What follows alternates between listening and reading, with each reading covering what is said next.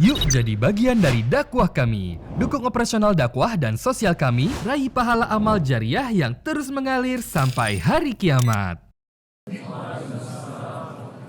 Alhamdulillah. Tidak henti-hentinya lisan kita selalu bersyukur dan berterima kasih kepada Allah Subhanahu wa taala. Tentu dengan penuh keyakinan dengan kemahasempurnaan Allah, dengan seluruh nama-nama dan sifat-sifatnya yang mulia.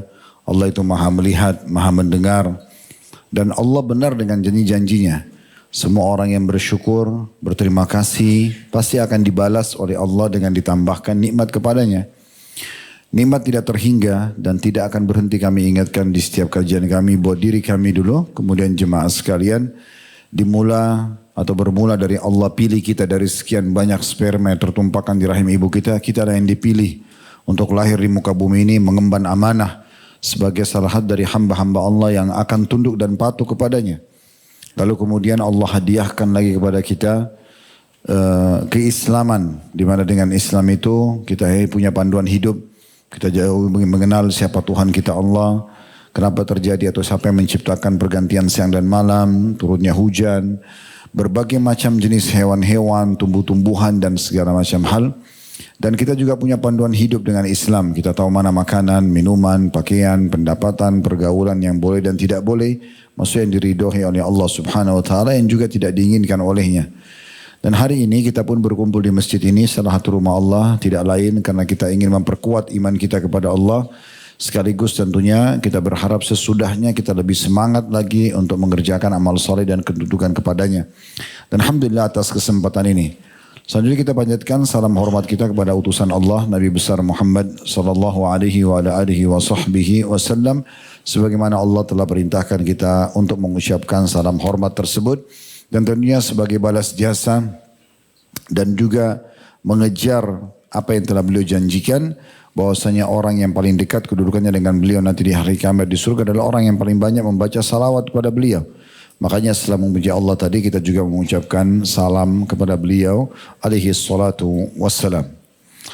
Teman-teman sekalian, sebelum kita masuk ke kisah inspirasi hijrah kita pada kesempatan ini, kembali saya ingatkan perkataan Abu Darda radhiyallahu anhu, di mana beliau berkata, kalau bukan karena 3 hal, aku tidak berharap sama sekali hidup walaupun sesaat di muka bumi ini. Yang pertama adalah menahan dahaga di saat sedang puasa. Justru beliau menganggap itu adalah puncak ibadah yang luar biasa karena sedang diuji imannya oleh Allah, menahan lapar dan haus murni karena Allah. Kalau bukan karena itu, aku tidak ingin hidup sesaat. Yang kedua adalah beliau mengatakan solat di malam hari sewaktu orang sedang tidur. Nikmatnya solat bermalam atau begadang karena ibadah kepada Allah. Dan yang ketiga, kita berharap seperti apa yang kita lakukan sekarang adalah duduk bersama dengan orang-orang saleh yang menyortir tutur-tutur kata yang baik sebagaimana disortirnya buah yang baik dari buah-buah yang busuk. Maka memang duduk dalam majelis ilmu seperti ini, duduk bersama hamba-hamba Allah yang berusaha mendekatkan diri kepada Allah, lebih mengenal Allah Subhanahu wa taala, ini bagian daripada syariat kita. Dan kita berharap tentunya selain keberkahan majelis ilmu, juga kita bisa saling berbagi satu sama yang lain pengalaman, supaya itu bisa juga lebih menyemangati kita, lebih menambah komunitas kita. Karena memang kata Nabi SAW, Al-maru ala dini khalili, falyantur ahadukum ila man yukhalil. Seseorang sesuai dengan agama, komunitas atau sahabatnya, maka dia harus pilih baik-baik tempat atau teman dia bersahabat. Hari ini insya Allah di pekan ketiga seperti biasa kita akan bahas inspirasi hijrah dari saudara kita insya Allah yang akan mengenalkan diri beliau. Dan seperti biasa kurang lebih komponennya dari 3. Mungkin tentang background nama dan background keluarga beliau. Kemudian bagaimana beliau mengenal agama Islam. Kemudian setelah itu kira-kira seperti apa kiat istiqomah yang dilakukan supaya mungkin ada di antara kita bisa mencontohi hal tersebut. Fadhal akhi, silakan. Baik, sebentar maaf. Sebelum antum bicara, tadi rupanya ada yang mau masuk Islam ya. Dari kalangan akhwat, kita kasih kesempatan dulu. Silakan panitia akhwat diberikan mikrofonnya. Bismillah, siap Ustadz. Baik, silakan. Siapa namanya yang mau masuk Islamnya? Namanya Ayu. Siapa? Ayu. Ayu. Dari agama apa sebelumnya bisa tahu? Katolik. Katolik. Baik, teman-teman di sini bisa disampaikan nggak alasannya kenapa mau masuk Islam? Karena banyak pembelajaran di Katolik yang terlalu ambigu, Ustadz, yang tidak masuk di logika saya. Setelah saya belajar Muslim, ternyata saya percaya bahwa Muslim itu ada pembenaran di kehidupan saya gitu. Karena tidak tolak belakang banget dengan Katolik yang saya pelajari sebelumnya. Belajar dari mana Islamnya? Supaya sampai memotivasi mau menganut agama Islam. Dari buku, dari teman-teman, lingkungan. Sebenarnya bukan dari buku sih Ustadz, cuma saya waktu itu mendengar kutipan ceramah dari salah satu Ustadz tentang pernikahan sih. Karena kalau sakramen pernikahan di Katolik itu tidak masuk logika di saya gitu. Jadi sebenarnya lebih ke bab pernikahan aja yang buat saya buat belajar lebih dalam tentang Islam. Baik, berarti sekarang kalau yang saya tangkap ini masuk Islam karena dorongan mengetahui kebenaran Islam, begitu? Iya. Tidak ada hubungannya dengan masalah pernikahan ya? Iya. Baik, ada sebabnya, maaf kalau memang arahnya ke sana, semua yang masuk Islam selalu saya tanyakan masalah ini. Apa sebabnya mau masuk Islam? Di kantor kami, di masjid kami biasanya datang, memang ada yang datang karena masuk Islam karena pernikahan. Mungkin kemarin juga termasuk ada satu orang bule di sini ya, yang beliau membahasakan sendiri masalah itu. Ada juga mungkin karena faktor ekonomi, berharap setelah masuk Islam, mu'allaf itu ada banyak bantuan kadang-kadang ya, sampai dari yayasan sosial atau mungkin individu muslim. Atau mungkin faktor keamanan, karena merasa Indonesia mayoritas muslim supaya lebih aman. Gitu. Maka semua ini saya minta agar diubah niatnya. Jadi saudari Ayu, kalau memang ada salah satu dari hal-hal ini, kalau tidak ada alhamdulillah, tapi kalau ada saya mengajak untuk mengubah niat dalam hati. Supaya kalau target-target dunianya tadi, masalah pernikahan, masalah perekonomian, masalah keamanan dari sisi politik itu tidak juga didapatkan, tidak ada hubungannya dengan masalah keislaman Anda. Jadi Islam ini panduan hidup, dia akan mengatur semua setelah syahadat ini apapun yang berhubungan dengan masalah kehidupan kita. Ya makanan, ya minuman, ya pakaian, ya penampilan, ya kemudian pergaulan, pendapatan, semua ini akan diatur oleh Islam. Kalau setelah itu, kemudian menemukan jodoh orang muslim atau menemukan pekerjaan yang layak misalnya, atau ketentraman dan keamanan di negara mayoritas muslim, alhamdulillah. Itu berarti penyempurnaan tapi bukan tujuan utama. Jelas sampai sini saudari Ayu nih? Jelas Ustaz. Baik.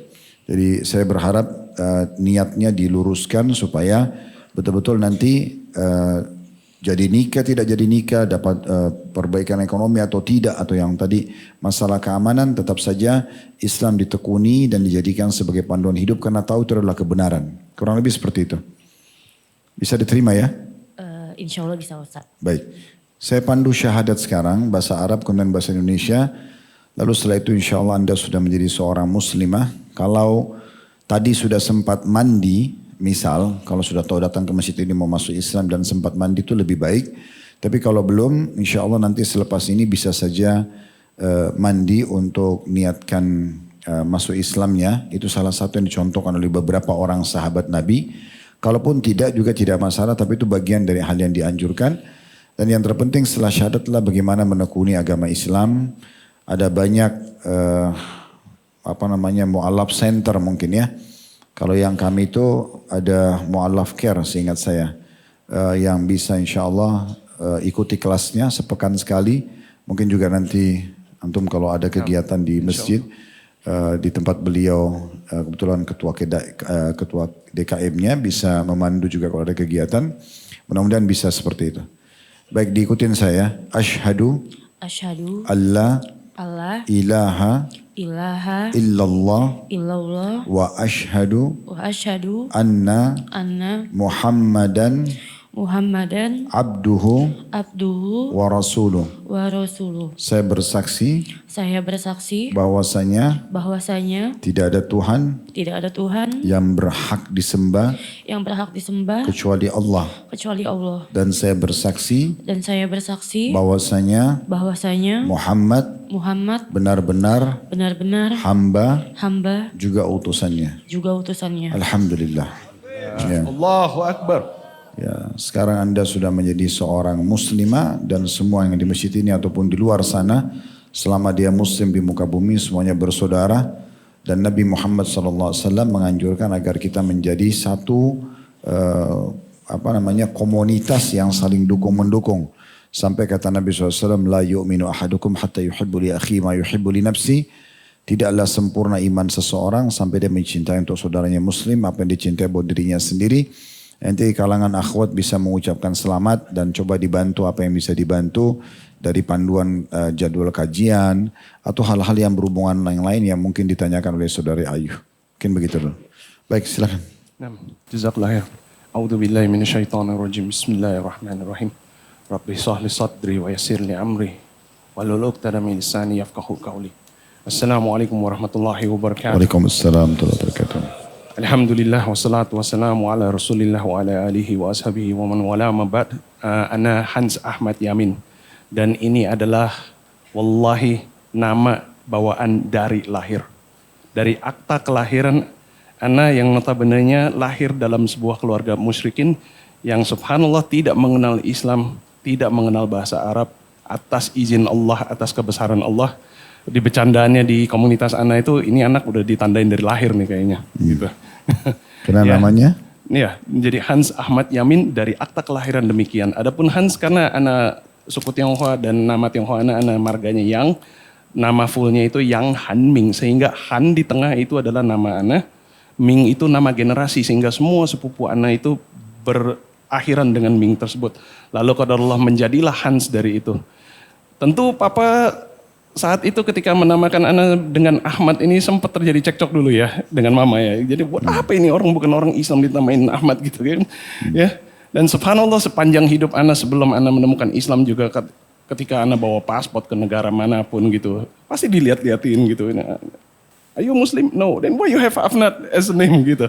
Jadi ini memang kayaknya udah isyarat dari dulu gitu. Jauh dari sebelum ana mengenal Allah dan Rasulnya, Ahmad sudah disematkan sebagai Tapi mungkin nama di poin itu menarik. Kira-kira apa sebabnya ayah antum menamakan, ada tambahkan Ahmad? Allahualam. Bahkan ana nanyakan, subhanallah ayah ana yang hari ini sampai detik ini belum Islam. Qadarullah dari sekian banyak nama yang bisa beliau pilih untuk dirinya.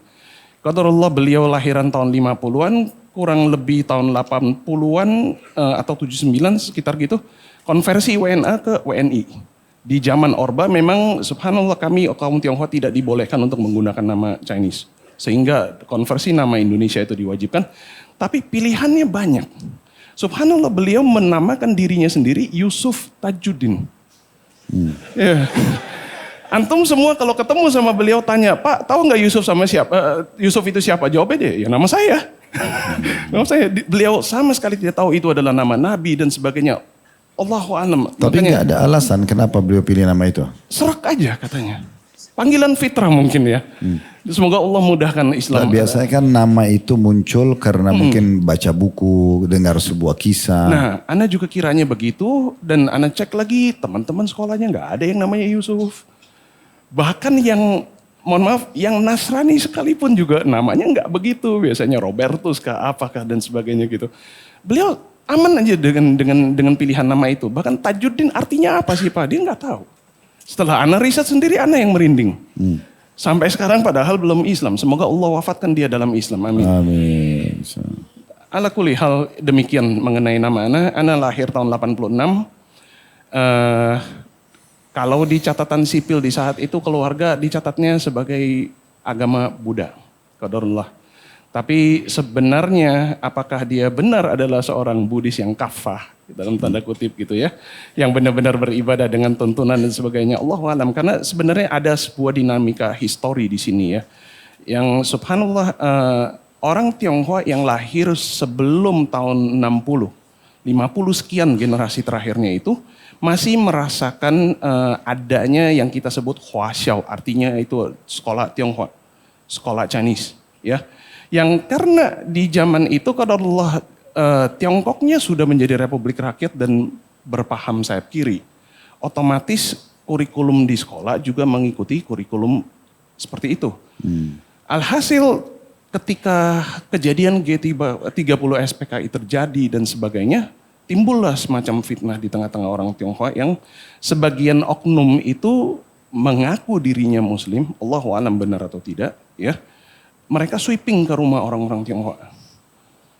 Dan selalu ditanyakan gitu, ini Cina PKI ya, ateis ya, komunis bukan? Kalau dijawab tidak, subhanallah mereka tanyakan pertanyaan malaikat kubur kepada mereka. Oh ini benar, bukan ateis, benar agama. Siapa Tuhanmu? Apa nabi kitabmu? Siapa nabimu? Digituin. Jadi lama-kelamaan orang-orang gedek gitu kan.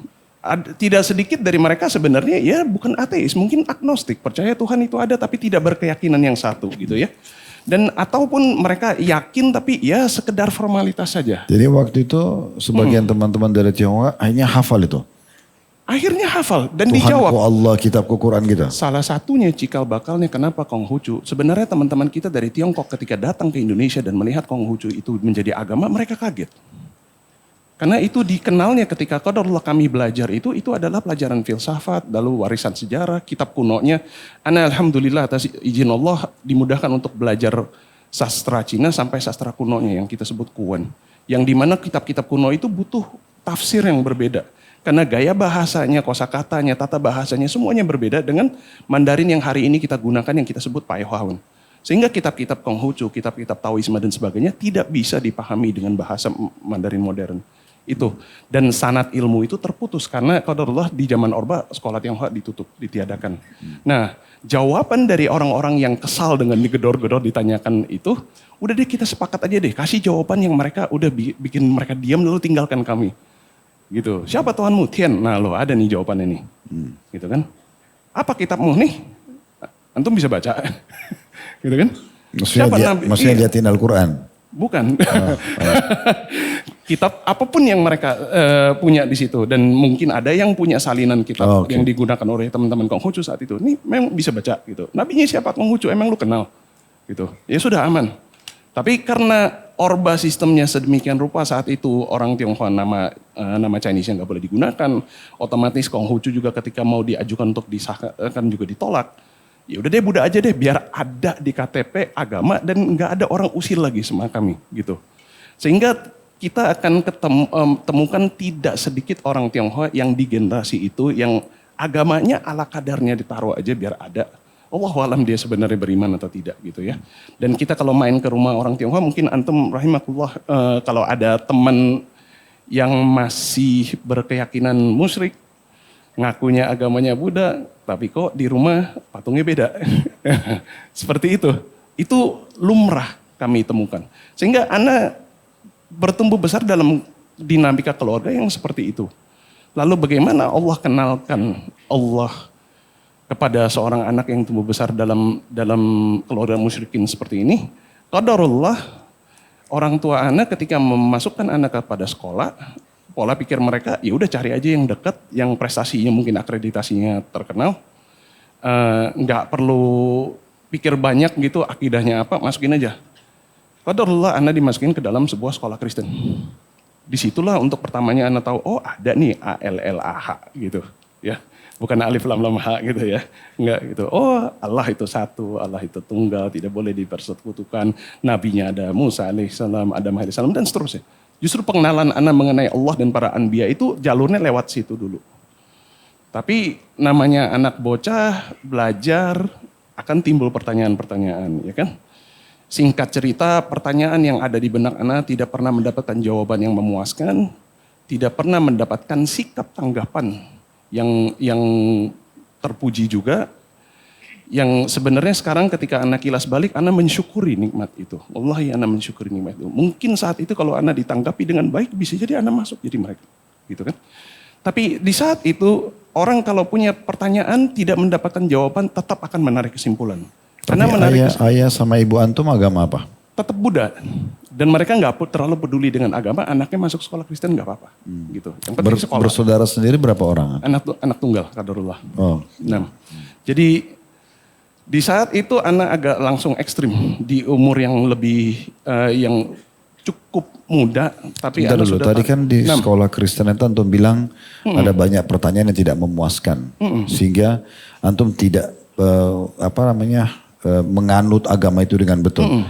Seperti apa pertanyaan yang sempat antum butuh jawabannya waktu itu belum menemukan? Contoh misalnya mengenai ketika Anda menanyakan sosok Al-Masih Ibnu Maryam alaihissalam kenapa dituhankan. Lalu mereka jawabnya adalah, oh buktinya ketuhanannya dia adalah mukjizat ini, mukjizat itu. Dia jalan di atas air. Tunggu dulu. Ada yang belah laut nih sebelumnya, kenapa yang ini bukan yang Tuhan gitu loh. Nah jawaban dari mereka selalu, nah ini nih kalau misalnya anak nggak sekolah minggu, dia sendiri, karena notabene di kacamata mereka, anak qadarullah saat itu adalah satu-satunya anak di kelas itu yang kafir di mata mereka. Iya, anak yang non-Kristen ada di sekolah Kristen gak ikut sekolah minggu. Berarti anak ulangin sekarang, waktu antum tanya Nabi Isa itu siapa, mereka bilang Tuhan, hanya karena bisa jalan di atas air. Salah satunya, bukti ketuhanannya. Terus antum protes mengatakan kan ada sebelumnya Nabi bisa belah laut gitu. Iya, maksudnya Nabi Musa. Kenapa bukan itu yang Tuhan? Nah, karena itu antum divonis kafir oleh mereka. Kurang lebih seperti itu. Kata-katanya mereka tidak mentakfiri langsung begitu, tapi mereka mengatakan ini kalau anak belum dijamah sama Roh Kudus, isinya roh jahat begini.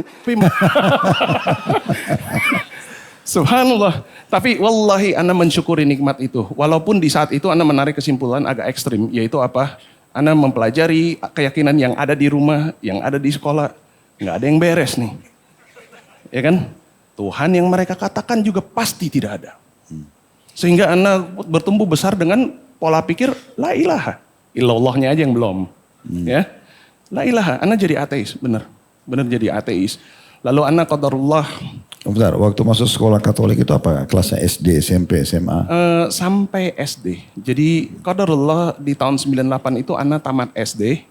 Orang tua memang sudah merencanakan untuk Ana di sekolahkan di luar negeri.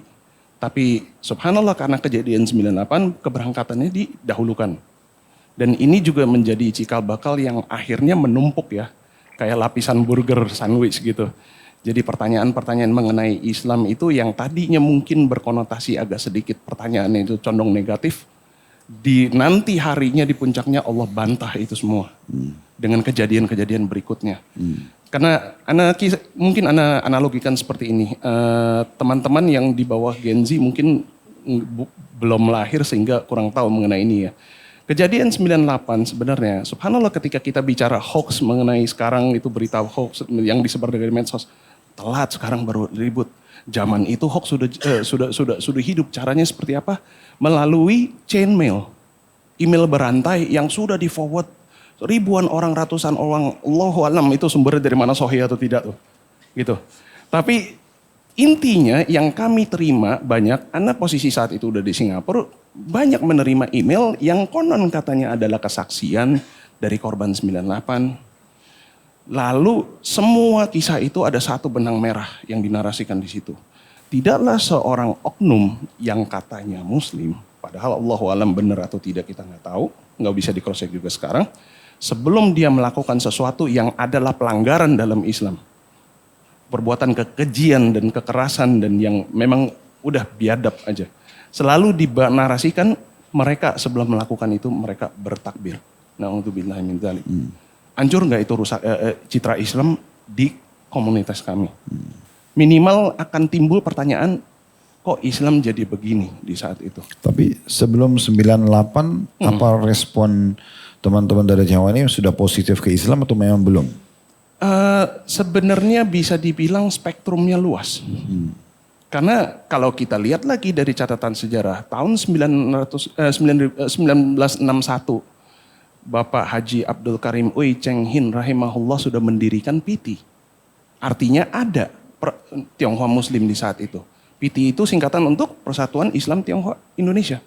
Dari tahun segitu sudah ada sebelum kejadian semua ini, ya kan?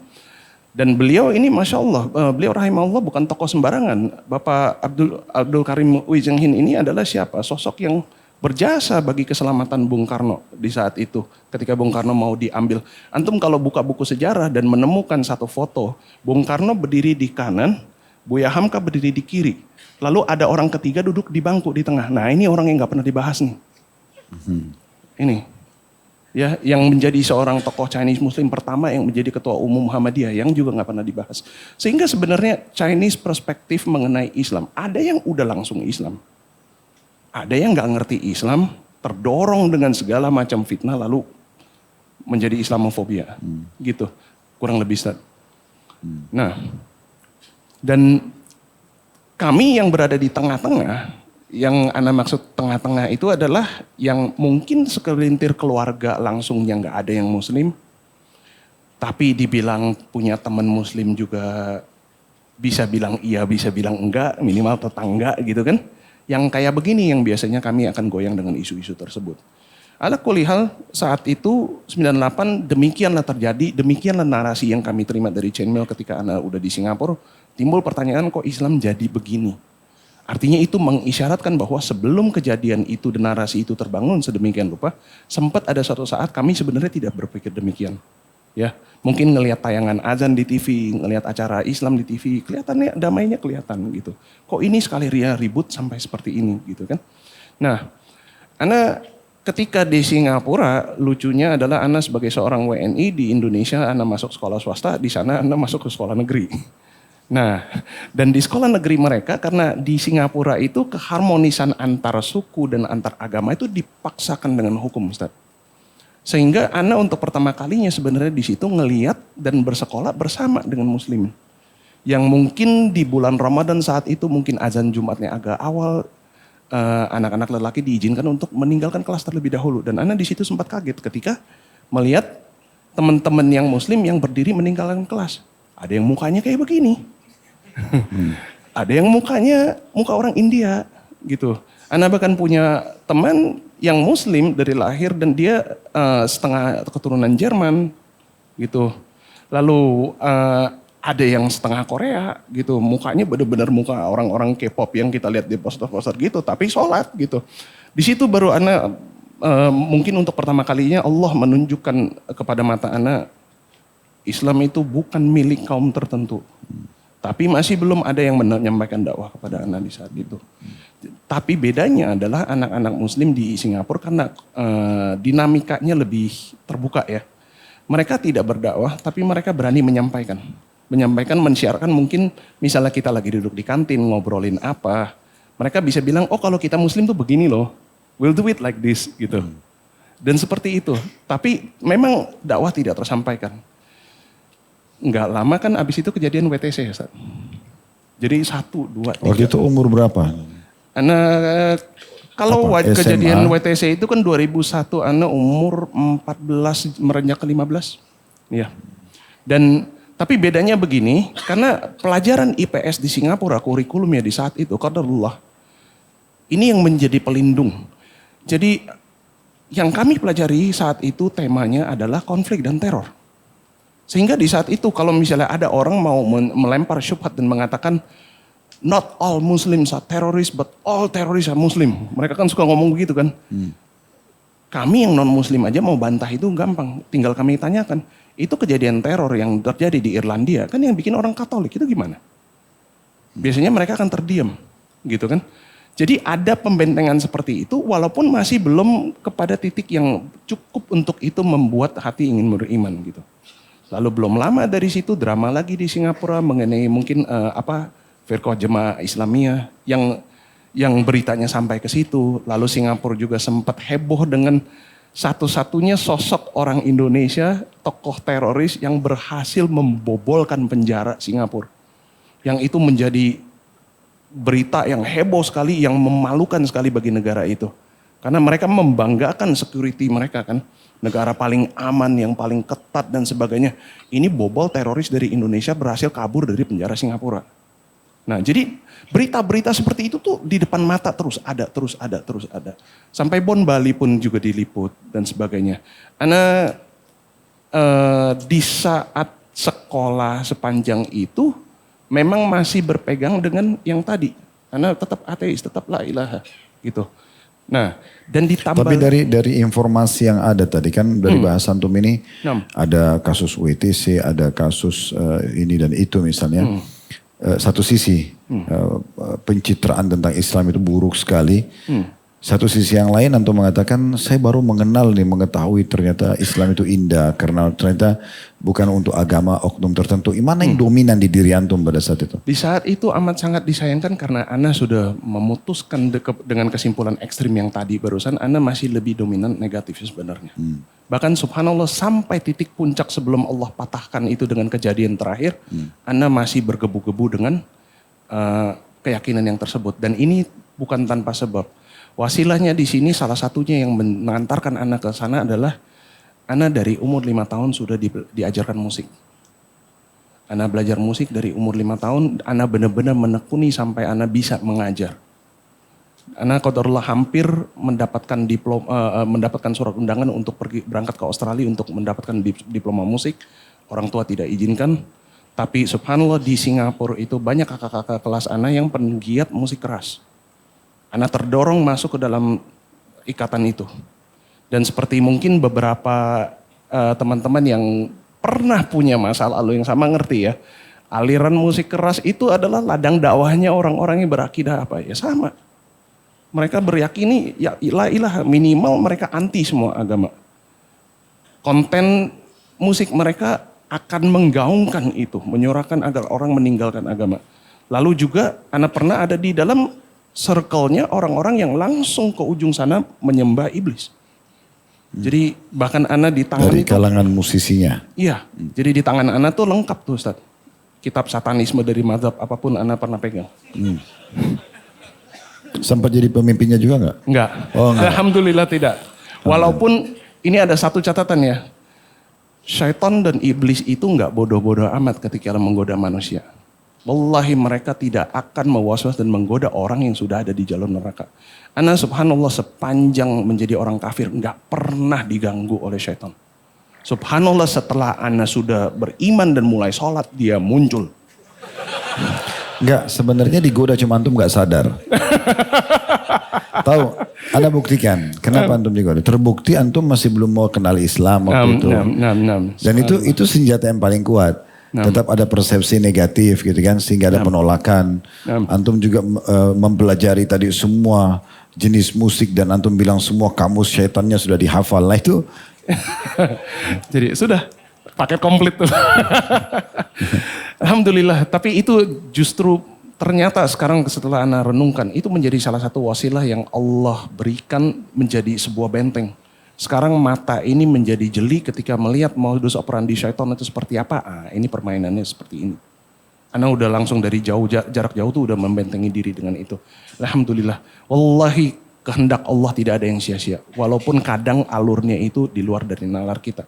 Nah, karena Ana berada di circle seperti itu, makin tebal tuh keyakinan bahwa tidak ada Tuhan yang layak untuk disembah, itu enggak ada. Semua agama itu ya kasarnya sampah gitu. Sehingga puncaknya ketika banyak lagi kejadian selanjutnya termasuk kejadian 212 itu kan digemborkan banget itu di media luar. Lalu selalu digunakannya itu kata-kata yang dikotominya itu sangat divisif. Dia akan dikatakan oh Islamic hardliner Fulan bin Fulan.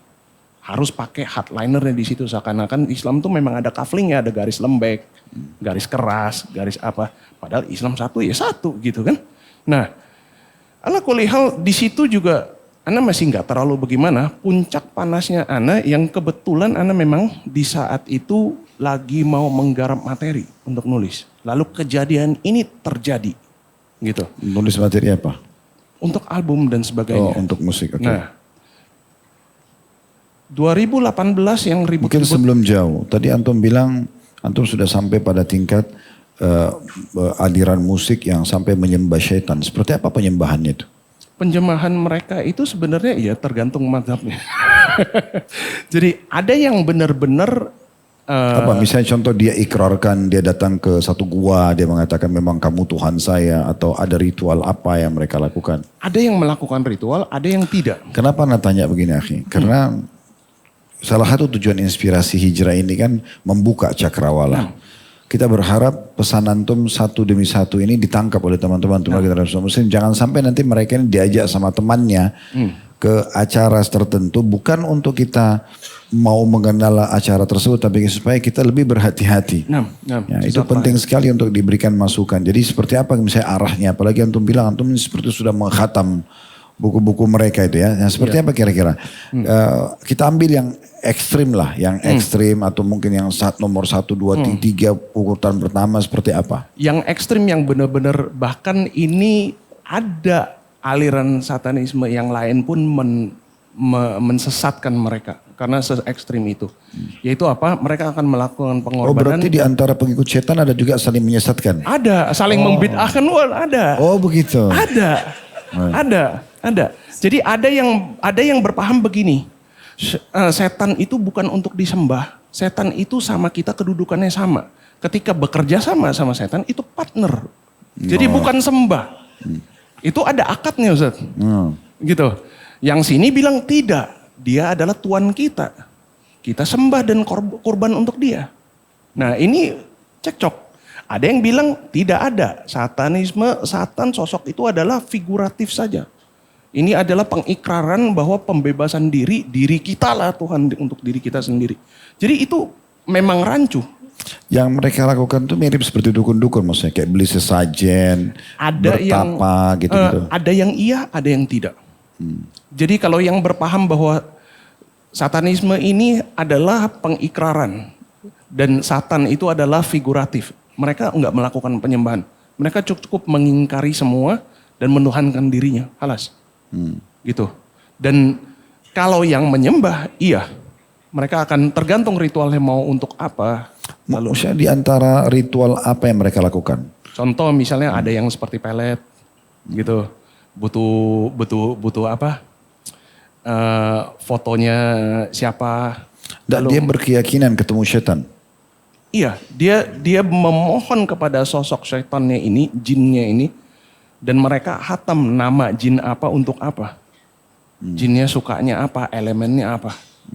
Lalu disesuaikan dengan begitu, jamnya apa dan sebagainya. Jadi Ana pernah dengar kesaksian dari seseorang, semoga Allah berikan hidayah untuk orang ini, amin. Dia mau melakukan pelet itu dengan cara ini, tapi nggak yakin. Nggak yakin dan dia merasa bersalah. Subhanallah dia mengaku kepada akhwatnya, aku telah melakukan ini kepadamu. Mental jadi kena ke dia sendiri.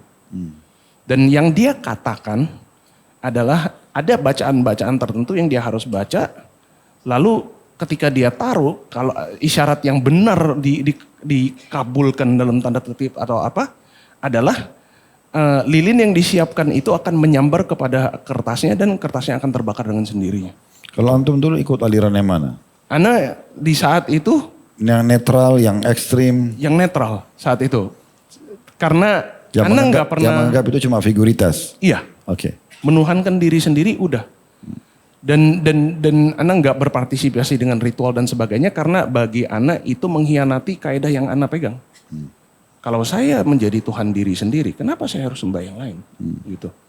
Jadi ini udah bertentangan dengan prinsip yang Ana pegang di saat itu. Itu mulai di umur berapa tuh? Mulai ke sana arahnya. Tadi kan belajar musik mulai di umur 5 tahun nih. Itu mulai lebih ke sana itu umur berapa? kurang lebih 18-19.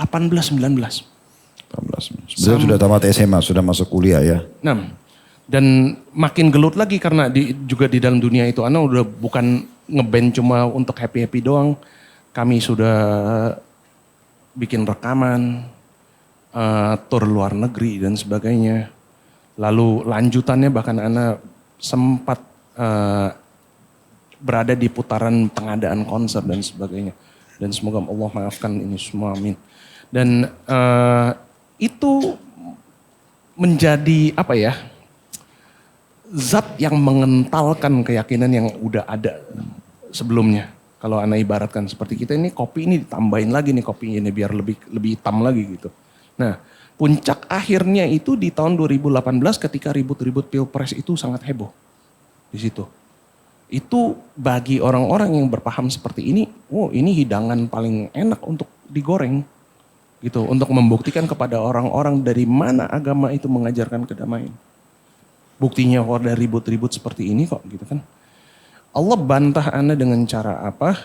Ana saat itu sedang mau berdiri mempersiapkan diri untuk nulis, Ana lupa mau ngambil apa.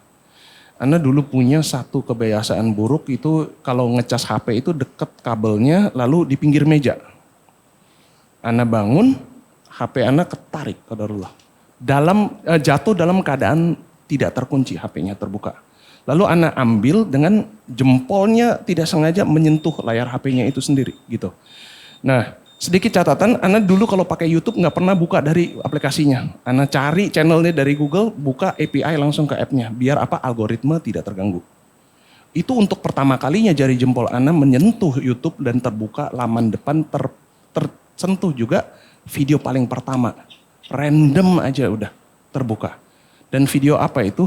Itu video potongan dari akun mana. Ana sekarang nyesel Ana tidak save itu linknya. Potongan ceramah dari para asatidz kita dan juga para mufti di luar negeri. Termasuk antum di dalam video tersebut. Ada Ustadz Syafiq, ada Ustadz Firanda, ada Mufti Meng, Syekh Yusuf Esti, Hafizahullah dan sebagainya. Yang kurang lebih pesan yang dikumpulkan di dalam video ini adalah sejak kapan muslimin dibolehkan untuk ribut-ribut seperti ini. Gitu. Rasulullah SAW sudah mencontohkan cara yang benar untuk menasihati para pemimpin. Mufti Meng dan Syekh Yusuf Esti juga mengatakan hal yang sama dalam Inggris. You know, the Prophet, peace be upon him, has shown the right way to advise our leaders, and it's not by gathering in huge amounts. It's not gathering and then causing mudarat and violent blowbacks and all the other negativities that comes along with it. Gitu. Nah, Ana lucunya adalah di saat itu Ana terpaku. Orang biasa nalurinya kalau nonton video yang kepencet, dia apain? Swipe aja kan, skip kan. Ana terpaku sampai akhir. Berarti channel itu mengumpulkan kumpulan ceramah-ceramah, bukan satu orang. Iya, Okay? sepotong, tapi temanya nyambung. Karena Ana terpaku nge-freeze di situ sampai akhir, di history ada. Lucunya, dalam diri ada bisikan dorongan untuk tonton ulang. Tapi kali ini Ana ambil kertas, Ana ambil pena. Dalam hati ada bisikan, ada nih orang Islam seperti ini. Siapa mereka? Dan Ana punya kebiasaan karena Ana bergelut di dunia akademis juga, Ana nggak sembarang ambil fatwa orang. Kalau misalnya ada fulan ngomong apa, Ana cari tahu background orang itu. Jadi afwan jidan Ustadz, Ana sempat kepoin background antum dan sebagainya juga gitu. Cari-cari dulu orang ini siapa nih ngomong kayak begini gitu kan. Nah, Ana kulihal karena Ana cari seperti itu, otomatis materi kajian antum, channel antum pun terbuka gitu kan. Materi para asatidz kita juga terbuka. Subhanallah, makin Ana telusuri apa yang para asatidz kita gaungkan di dalam dakwahnya mereka, materi kajiannya mereka. Tanpa disadari semua pertanyaan yang Ana tidak pernah dapat jawabannya dari kecil hingga titik itu. Satu persatu Allah petunjukkan. Allahu Akbar. Hingga satu saat Ana benar-benar ditaklukkan oleh Allah. Ini kebenaran yang tidak bisa lagi, Ana udah gak punya hujah untuk menolak. Tapi Ana masih ngeyel nih ceritanya Ustaz. Ngeyelnya begini, Allah tuh kalau benar ada susah banget sih untuk dilihat. Gitu. Karena ya Ana terbiasa dengan keyakinan-keyakinan yang lain yang sesembahannya itu terlihat gitu kan. Dan Allah Maha Kuasa, tidak ada yang mustahil. Susahnya apa untuk menampakkan dirinya? Tentu ini sebelum Ana tahu mengenai kisah Musa alaihissalam yang meminta untuk melihat Allah dan lalu gunungnya pecah dan beliau alaihissalam pingsan ya. Subhanallah, sejahil itu pun Allah tetap kasih satu jawabannya. Ana singkat aja langsung, jawabannya yang Allah tampar muka Ana dengan itu adalah apa? Surah Al-Baqarah ayat Al-Kursi. Wasi'a kursiyuhus samawati wal ardh. Di situ Ana terdiam. Ana tiba-tiba teringat guru fisika Ana dulu pernah ngomong begini. Katakanlah misalnya di sini ada seekor gajah sebesar ini nih. Lalu ada seekor lalat menghadap ke gajahnya dan posisinya di sini, sedekat ini. Apakah dia sedang melihat gajahnya? Iya. Tapi kelihatan nggak? Tidak. Dan Ana sepanjang mengkepo dengan kajian antum, kajian para asatidz juga udah masuk tuh menclok sana sini, kajian hadis, sirah nabawiyah dan sebagainya. Ana teringat antum pernah menyampaikan satu hadis di mana Rasulullah SAW mendeskripsikan keadaan semesta kita ini, bahwasanya bumi ini sekecil ini, kita di dalam lebih kecil lagi. Di antara bumi ke langit satu seperti apa? Cincin yang dibuang di Padang pasir. padang pasir. Lalu di langit berdua tuh demikian, buminya plus langit satunya cincin dibuang di pasir. Dan seterusnya sampai Sidratul Muntaha. Naluri Ana di saat itu tertampar dengan logika begini. Kalau Al-Kursi itu bendanya adalah benda yang bukan transparan. Yang seperti kain ini yang kita nggak bisa ngelihat apa yang dia di belakangnya. Lalu Allah Azza wa Jalla mengatakan wasi'a kursiyuhus samawati wal ardh. Keblokir mata kita. Pun kalau benar Allah bisa nampak dan kita bisa lihat karena kursinya menutup seperti langit-langit ini, kita tidak akan melihat secara zahir. Keblokir. Karena zatnya adalah zat yang bukan transparan. Lalu Anda juga temukan kajian antum di mana antum temanya tauhid dan kita bahasannya saat itu asma wa sifat. Anda dapatkan kesimpulan lagi dari sekian banyak sifat Allah yang antum paparkan. Allah itu sebenarnya tidak terikat dengan ruang. Dan juga tidak terikat dengan waktu. Pertanyaannya, mata manusia terikat dengan keduanya nggak? Antum bisa nggak melihat sesuatu yang tidak terikat oleh ruang dan waktu? Mustahil. Pecah mungkin biji mata kita.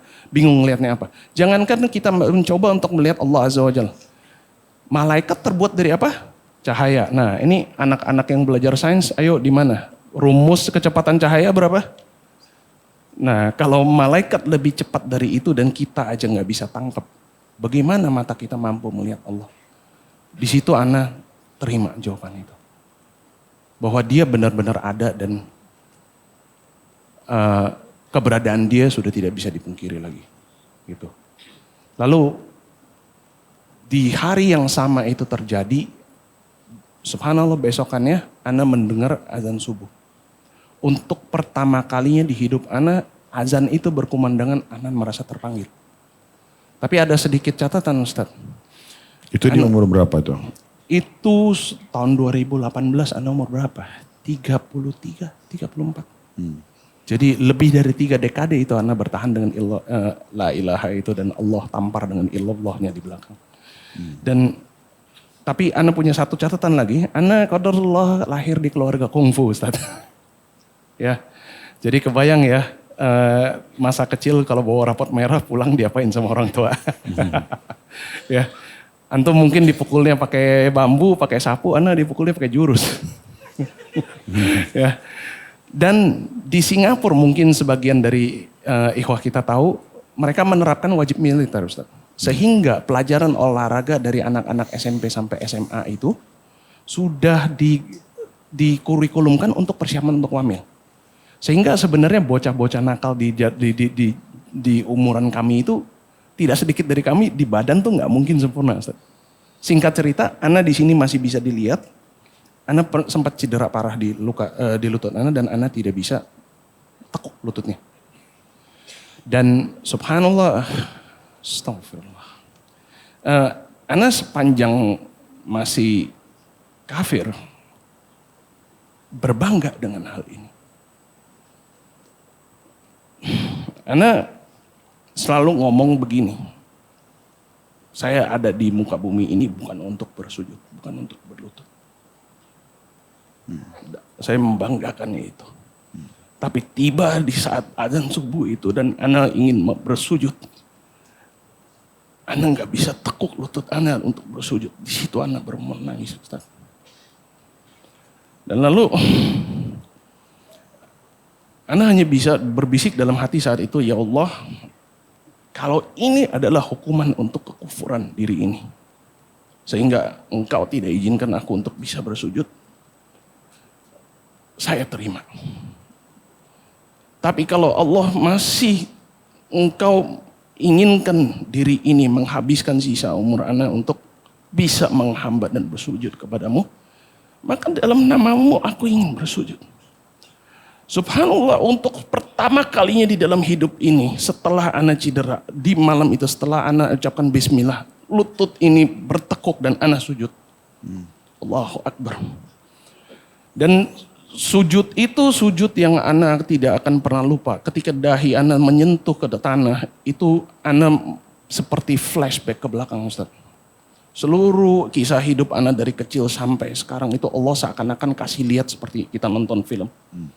Di Di situ ana benar-benar sadar bahwasanya ternyata ini rencana Allah. Ana berada di titik ini, melakukan ini, dipersiapkan sama Allah begini, semuanya untuk titik ini. Tapi di saat dengar azan itu terus sujud, di mana posisinya di rumah? Di rumah. Ana basahin diri dengan apa yang ana ingat aja ngeliat di TV orang kalau lagi wudhu basahin apa, ana basahin asal-asalan. Maksudnya seakan-akan antum terdorong mau sholat itu. Iya, belum bisa sholat tahu orang ruku dan sujud. Dan itu pun belum syahadat waktu itu. Belum. Ana syahadatnya setelah sujud, bangun dari sujud itu. Jadi kiblatnya pun ana carinya gimana. Ternyata Google itu punya satu aplikasi namanya Qibla Finder, Ustaz.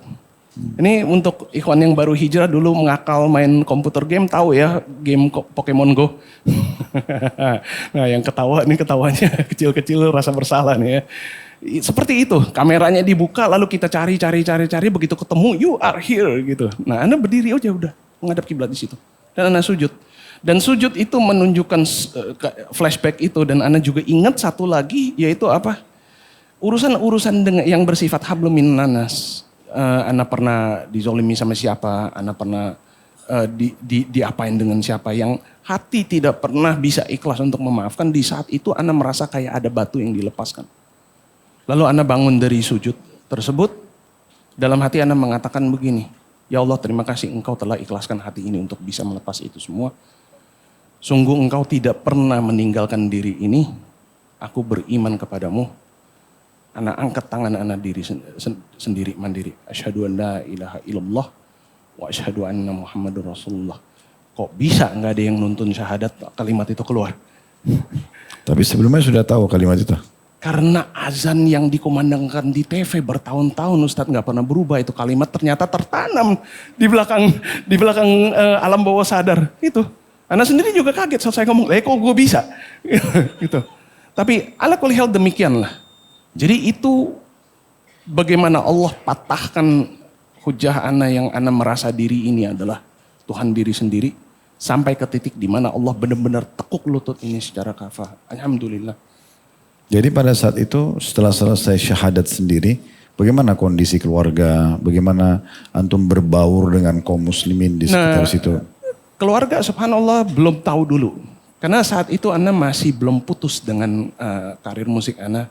Dan mau lanjut syahadat ke masjid pun juga belum sempat karena ana masih tur keliling Eropa, keliling Asia dan sebagainya. Lalu ketika ana mantap untuk mau syahadat, datang ke masjid, qadarullah Covid, Ustaz. Masjidnya tutup gitu kan. Di situ baru mikir, waduh ini gimana nih? KTP belum diganti nih, jasad mau diapain terserah Allah. Ya. Tapi ana niatkan 2 tahun itu, wallahi 2 tahun Covid kita di lockdown itu adalah 2 tahun termanis yang ana selalu rindukan. Kenapa? 2 tahun itu bagi seorang mualaf yang masih takut untuk datang ke majelis ilmu, yang masih belum pede untuk sholat berjamaah. Disitulah kami senyaman-nyamannya thalabul ilmu. Karena alhamdulillah, thumma alhamdulillah masjid boleh tutup, antum kajian online tidak pernah berhenti. Para asatidz kita kajian tetap mulai. Kelas tahsin yang berbasis Google, pakai WhatsApp group dan sebagainya. Bahkan ada beberapa masyayikh yang live Instagram mengajarkan Iqra. Itu benar-benar ana tidak terganggu sama sekali untuk talabul ilm dalam 2 tahun itu. Dan ana dalam hati hakul yakin ana husnudzon, Covid ini tidak akan selamanya.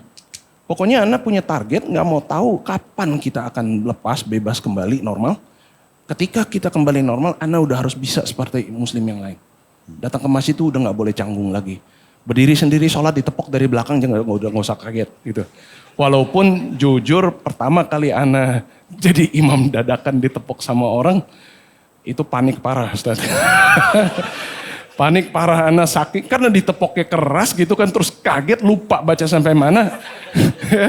Ana al-ikhlas ngulang sampai 10 kali. Subhanallah, itu bapak yang jadi makmum di belakang kasihan tuh. Kayaknya qiyamnya rakaat pertama dia tuh lama sekali itu.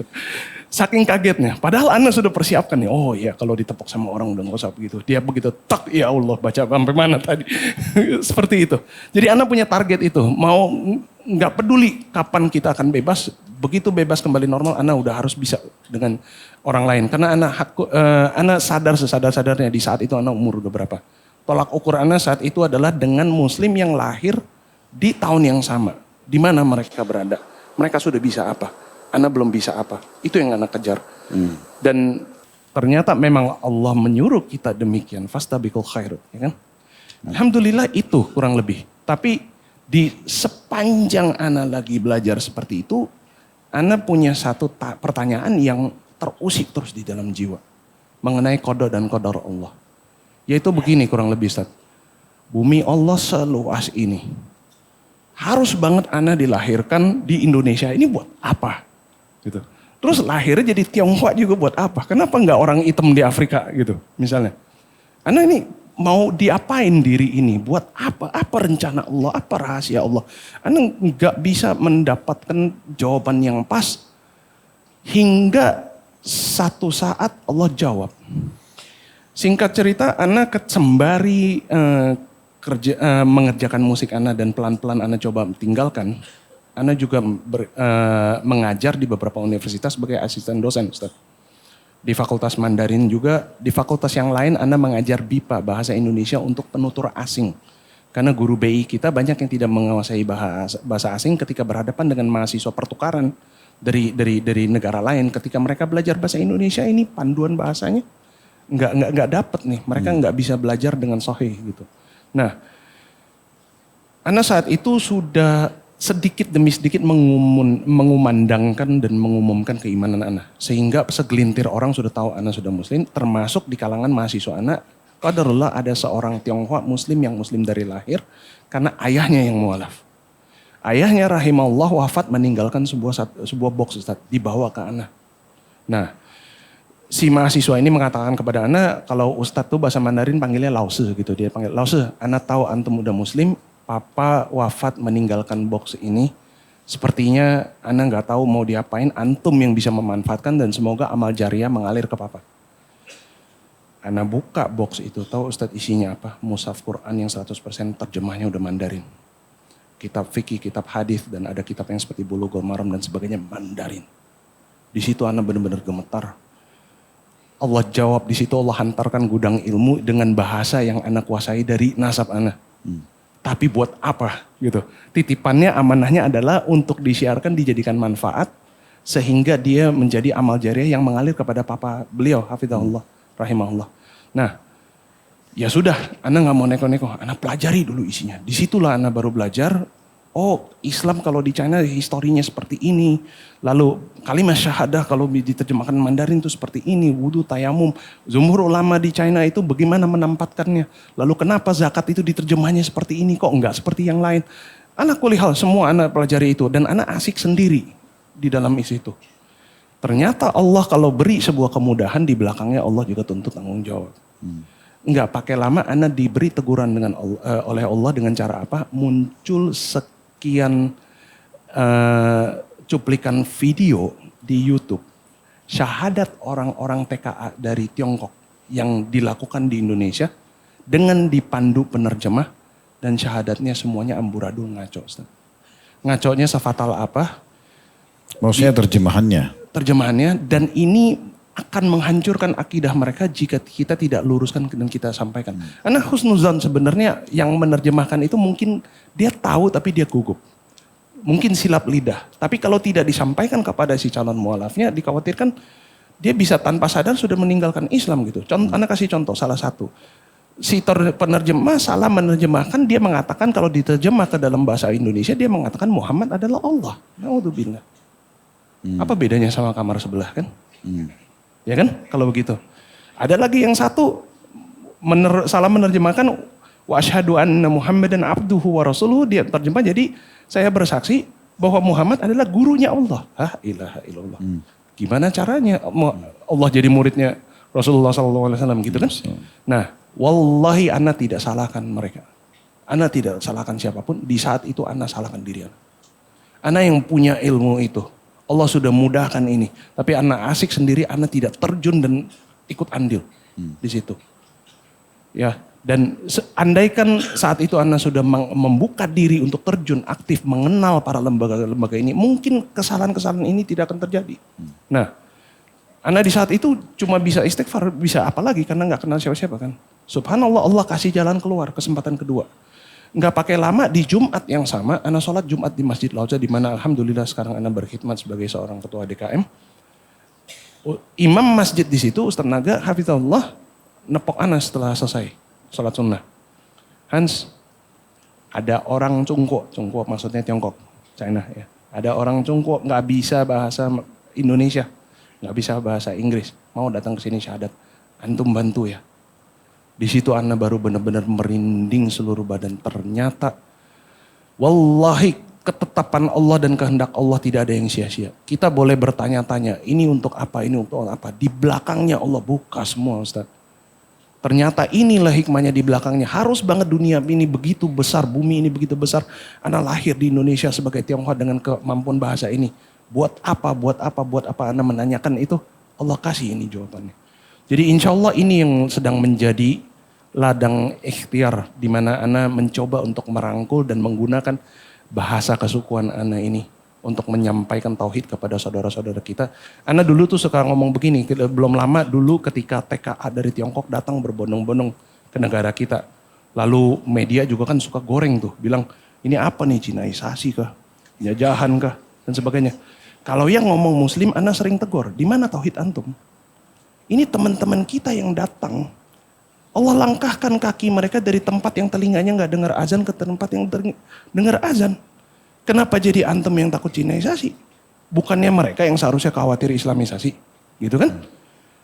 Masalahnya kita siap jemput bola atau tidak di sini, dan itu yang Ana sekarang khawatirkan dan amat sangat disayangkan gitu ya. Ana akhirnya ngerti kenapa sosok-sosok para penggiat di Mu'alaf Center seperti Ko Wendy, Hafizahullah, Ko Stephen, Rahimahullah, mereka merasa sendiri banget dan memanggil dirinya pemulung amal karena ada ladang-ladang seperti ini yang memang potensi untuk amal jariah kita rebut ada, tapi nggak ada yang kerjakan. Ana bahasakan seperti ini, kenapa Ustadz? Karena begini, Ana sering ngetes di beberapa universitas ya, di Fakultas Mandarin yang mungkin ada muslimin di dalam sebagai mahasiswa-mahasiswa yang menuntut ilmu di situ. Ana suka ngetes, sengaja iseng dengan mereka dan insya Allah Ana harap mereka sadar dengan disentil seperti ini. Yaitu apa?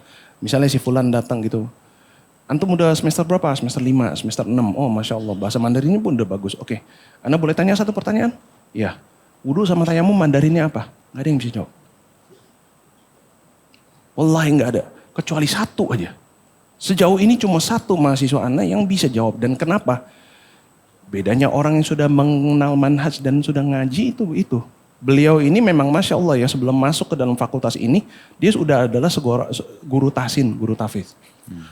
Qadarullah ketika beliau dikasih beasiswa untuk studi ke China pun masalah makanan halal haram nggak jadi masalah. Kenapa? Yang beliau lakukan selalu ke pasar beli ayam tuh beli hidup. Beliau sembelih sendiri secara syar'i. Nggak ada keluhan mengenai halal haram makanan. Masak sendiri, sembelih sendiri. Jadi ini sosok orang yang punya ilmu agamanya segitu Ustaz. Sehingga dia punya kesadaran ini.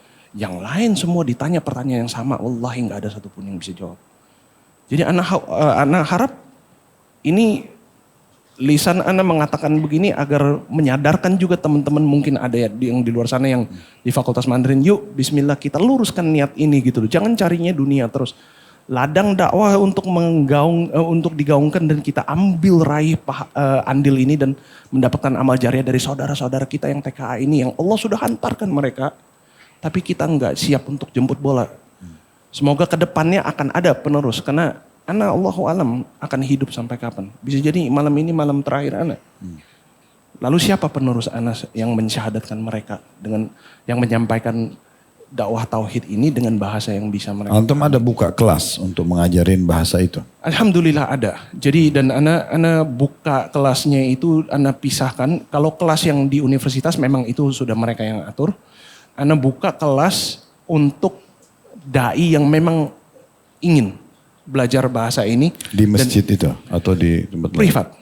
Ana privat. Dan Ana privat, Ana jabanin untuk online biasanya. Karena kadang belum tentu kita bisa ketemu dan jadwalnya yang pas ya. Lalu Ana punya kebiasaan untuk merekam materi online juga untuk mereka. Mudahkan mereka untuk murojaah. Gitu. Dan insya Allah kurikulum bahasa Mandarin yang Ana rancang untuk para dai itu Ana udah saring. Termasuk misalnya kita ngomongin kalau sastra itu gak bisa lari dari peribahasa misalnya. Peribahasa yang mana nih yang mengandung khurafat? Peribahasa mana nih yang sebenarnya asbabun nuzulnya itu syirik. Gitu. Kita harus tahu dia artinya apa sehingga orang kafir mengatakan itu kita tahu maksudnya apa. Tapi kita udah gak boleh menggunakan yang begini-gini.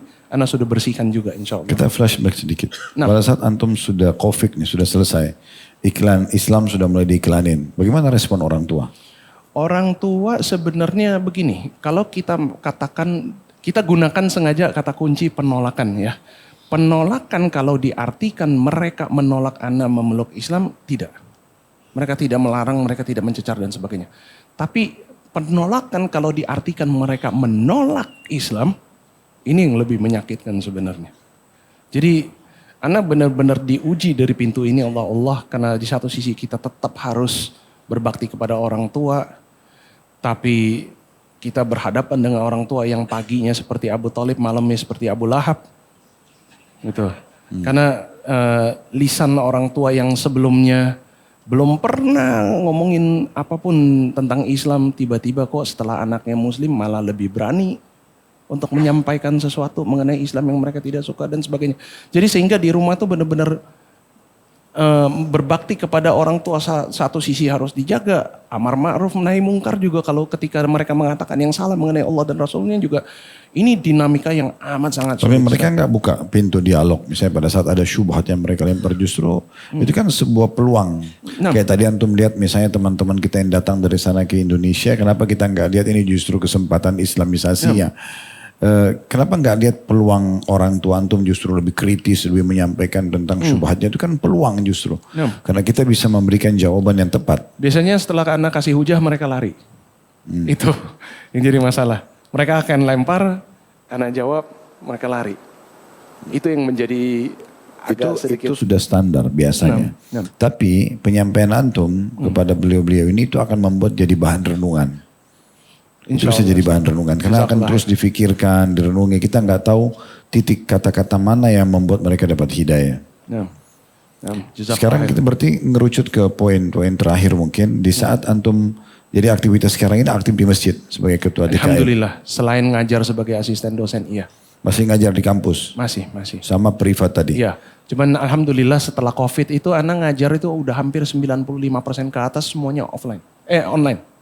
Sehingga aktivitas di masjid itu tidak berhalangan dengan aktivitas mengajar, itu satu. Kedua, cuman amat sangat disayangkan makin kesini anak ngajarnya itu dapatnya jatah mata kuliah lebih banyak untuk kelas karyawan. Sehingga ini yang menjadi sulit untuk anak hadir di kajian offline gitu. Tapi insya Allah anak nggak menggunakan itu sebagai udzur. Jadi ngajar bahasa Mandarin maksudnya? Iya, dan ngajar, anak juga ngajar menerima request dari perusahaan-perusahaan yang punya TKA yang memang niat untuk belajar bahasa Indonesia. Jadi mereka belajar BIPA dengan anak juga.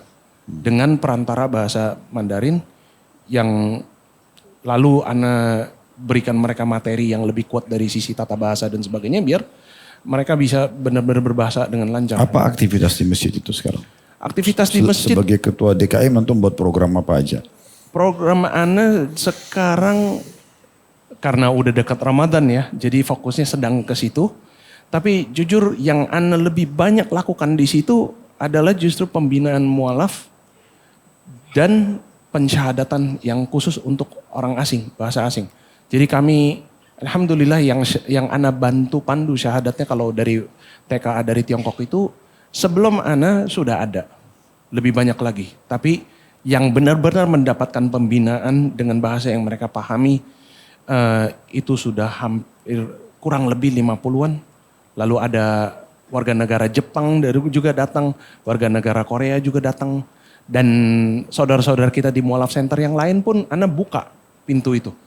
Siapapun yang berhadapan dengan calon mualaf atau yang sudah mualaf yang berbahasa asing yang Ana alhamdulillah kuasai, antum di sana punya kesulitan, hantarkan mereka atau datangkan anak ke situ.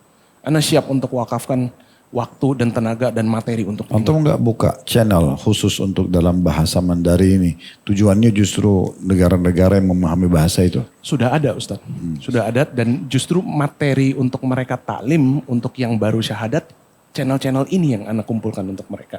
Nah, pengenalan tentang Islam. Iya, Di antaranya ada Ustadz Isama Hafizahullah, lalu ada beberapa asatidz juga di China, dan alhamdulillah sebenarnya di antara TKA Tiongkok yang datang itu nggak semuanya kafir, Ustaz. Ada dari kaum suku tertentu yang memang mereka suku muslim dari lahir. Nah, salah satunya mereka buka restoran di Lokasari. Ini kaum suku Hui, muslim dari lahir. Mereka buka restoran ini, mereka jaga kehalalannya, bahkan musik aja nggak ada. Yang salah satu penggiat di restoran ini, Ustadz Yunus Hafizahullah, 30 tahun jadi imam masjid di China. Sehingga kadang Ana kalau misalnya lagi waktunya tepat, si mualafnya itu bisa, Ana bawa ke situ. Lalu mereka juga berbisnis franchise di F&B lainnya. Salah satunya outlet Ping Shui yang mereka jalankan di seberang Masjid Istiqlal, itu saudara-saudara kita muslimin dari kaum Hui yang membeli franchise-nya dan membuka di situ. Sengaja bukanya di depan Istiqlal biar sholat 5 waktu gampang. Jadi anak kadang tekniknya itu untuk menyampaikan dakwah Islam kepada mereka dan mengkokohkan mereka lebih dalam lagi. Jangan terlalu kaku. Kalau di masjid nggak bisa, mereka nggak sempat, anak bawa mereka ngeteh. Anak bawa mereka ngopi di situ. Ngobrol dengan ikhwan-ikhwan kita yang muslim dari lahir. Yang Masya Allah mereka banyak dari mereka itu cucu dari imam masjid. Ayahnya ustadz dan sebagainya. Sehingga penyampaiannya insya Allah Ana juga ada di situ. Ana pantau ini benar atau tidak. Nah, ini informasi baru ini ya. Jadi tidak semua, kita kan tahu kalau teman-teman kita yang datang dari sana itu ternyata ada muslim. Nah. Ya, termasuk punya komunitas selain daripada masjid. Betul. Mereka juga buka usaha-usaha. Nah, ya. Jadi tafadol Ana ya juga bermaksud untuk mengundang antum satu hari untuk bertemu dengan mereka insya Allah. Insya Allah. Ya. Baik, mungkin sebagai penutup Akhi. Sekarang setelah masuk Islam melalui proses tadi yang cukup panjang. Sehingga antum merasa antum diingatkan oleh Allah, ditampar oleh Allah tanda kutip di sini sampai antum masuk Islam. Sekarang antum mengabdi di masjid. Sangat menikmati untuk mengislamkan orang-orang Tionghoa dan segala macam. Apa yang antum ambil sebagai sebuah kiat untuk antum bisa konsisten di situ? Subhanallah.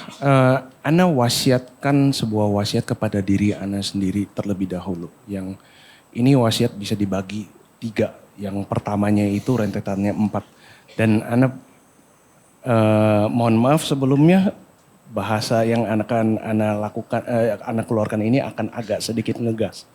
Karena kebiasaan Ana ketika mengingatkan diri sendiri memang bahasanya ngegas. Yaitu apa? Ana selalu katakan kepada diri Ana setiap hari, istiqomah itu omong kosong tanpa ittiba. Ittiba itu omong kosong tanpa ilmu. Ilmu itu omong kosong tanpa murojaah. Murojaah mau sebanyak berapapun percuma dan sia-sia kalau tidak praktek dan amalkan. Ini yang Ana jaga. Itu poin pertama. Poin kedua, Ana mendapatkan sebuah nasihat dari Ustadz Firanda Hafizahullah yang insya Allah Ana akan ingat terus nasihat ini hingga wafat. Amin. Karena sunatullahnya memang iman itu akan naik dan turun. Cepat atau lambat kita akan tiba ke titik rendah, titik lelah, futur dan sebagainya. Camkan satu hal ini baik-baik kepada di dalam diri kita. Selemah apapun iman antum, seberat apapun antum tidak mampu melakukan sebuah amalan secara sepenuhnya, tolong jangan juga ditinggal sepenuhnya. Karena sesungguhnya ketika antum sedang futur, antum sedang lemah, antum sedang malas, dan atau antum punya uzur sehingga antum cuma bisa melakukan 1% dari keseluruhannya itu. 5% dari keseluruhannya itu. 1% kita di saat itu yang kita pertahankan adalah 100%-nya kita. Tapi kalau antum tinggalkan maka halas, sudah 0. Dan syaitan akan menunggangi 0 ini menjadi berkembang biak ke yang lainnya. Jadi ini yang Ana pegang. Terakhir adalah apa? Ana merenungkan pada akhirnya hakikat iman itu sebenarnya apa sih? Gitu Ustaz. Dan yang Ana wasiatkan kepada diri ini, iman ini percuma kalau tidak disertai sikap. Ada sikap keberpihakan yang harus kita tunjukkan. Ketika lafaz kita mengatakan asyhadu an la ilaha illallah, Allah menuntut prove it. Buktikan itu. Sikap kita benar nggak sejalur dengan lisan kita? Contoh begini, katakanlah kalau misalnya sekarang teknologi kita semaju ini 20 tahun dari sekarang. Ini misal ya, 20 tahun dari sekarang ada teknologi yang bisa menghilangkan semua najas dan mudarat dari khinzir. Bisa disterilkan nih babi ini. Antum akan mulai makan babi? Atau antum akan mengatakan no, saya tidak menyentuh itu. Why? Because Allah say so. Sedikit informasi anak paparkan di sini ya, mohon izin Ustaz. Antum tahu nggak sekarang sudah beredar semacam zat kimia obat yang jika dimakan 30 menit sebelum kita mengkonsumsi khamr bisa menangkis semua efek mudarat itu. Itu belum tahu. Ini obat sebenarnya sudah keluar sudah lama dan sangat populer di Jepang. Kenapa populernya di Jepang? Karena budaya minum di situ budaya korporat.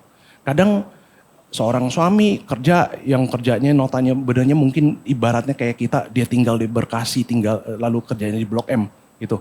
Selesai dia kerja dipaksa untuk minum sama manajernya dan gak bisa pulang, kereta ketinggalan. Akhirnya itulah yang cikal bakal melahirkan konsep hotel yang disebut hotel kapsul di Jepang. Yang bentuknya kayak peti mati cuma orangnya doang masuk. Dan itu juga yang menjadi pemicu salah satu tingkat perceraian di Jepang itu naik di daerah luar kota metropolitan dan tingkat perselingkuhan dari sisi istri naik. Karena suaminya nggak bisa terlepas dari lingkaran itu kalau dia nggak temani bosnya dan manajernya untuk minum, sedangkan dia sudah capek seperti itu. Dia mungkin akan dipecat dan gak dikasih job atau apa sebagainya. Nah, Ana tahu ini dari mana? Qadarullah di tahun tertentu Ana tur Eropa dengan 3 band. Dan tur itu 26 negara dalam 1 bulan, 26 kota kami manggung. Ada band Jepang di situ. Dan band Jepang ini yang memang menjadi dedengkotnya di situ, VVIP-nya yang karena dialah yang setiap kali kami manggung itu full. Nah, setiap kota mereka kunjungi, karena kota yang kami kunjungi juga kami udah peta dulu. Ini kota yang memang banyak nih pengikut aliran ini gitu. Dan mereka sendiri juga punya tokoh-tokoh influencernya di dalam bidang itu sendiri. Alhasil tokoh-tokoh mereka secara lokal itu ketika selesai manggung pasti mengundang mereka untuk dijamu. Kita bahasanya after party gitu. Padahal mereka ini nggak bisa minum. Mereka adalah orang yang kekuatan toleransi alkoholnya lemah. Anda ngelihat dengan mata kepala sendiri, mereka serentak semua keluarkan kotak obat, semuanya mengeluarkan pil itu dan makan itu. Dan Anda tanya, kalian ngapain? Karena Anda khawatir ini narkoba. Kalau diperiksa sama imigrasi kita kena semua nih, gitu kan? Nah Anda tanya, oh bukan, ini bukan narkoba. Ini kita minum biar nggak mabok, nggak pusing, nggak mual, dan biar besok itu cuma rasanya ngantuk doang karena begadang. Dan kita bisa manggung lagi secara maksimal. Dan benar, di pagi berikutnya mereka pulang, mereka cuma kelihatannya ngantuk kayak orang habis ngantor begadang. Anda nggak menemukan bekas muntah di dalam toiletnya, tidak ada. Mereka juga nggak ada yang leha-leha dan terus bilang aduh nggak bisa bangun gitu, nggak ada. Sama kali nggak ada. Dan besokannya mereka manggung tuh biasa aja. Ya intinya karena kapsul itu. Iya. Yang itu mau sampaikan pesan ke ikhwah kita selain menjadi muslim kita punya prinsip dalam syariat itu. Ketika ini bisa dan didapatkan di dalam market kita, apakah antum akan menggunakan obat ini biar antum bisa mengkonsumsi alkohol? Kan mudaratnya semua sudah hilang.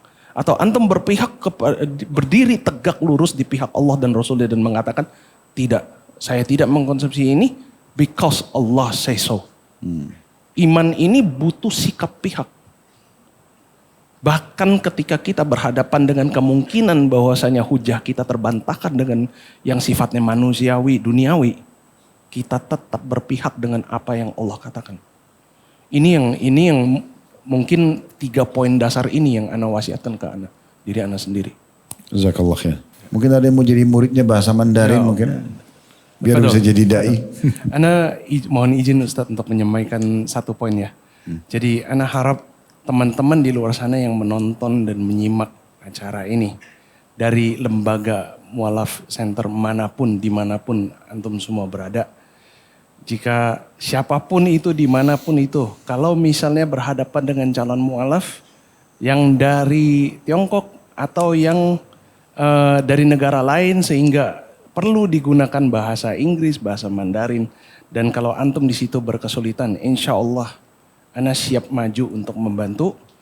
Boleh calon mualafnya dihantarkan kepada kami atau ana yang berangkat pergi ke lembaga antum semua. Masya Allah. Jazakallah khair. Wa iyyakum. Baik, begitu mungkin ikhwan dan akhwat sekalian. Subhanakallahumma bihamdika asyhadu an la ilaha illa anta astaghfiruka wa atubu ilaik. Wassalamualaikum warahmatullahi wabarakatuh.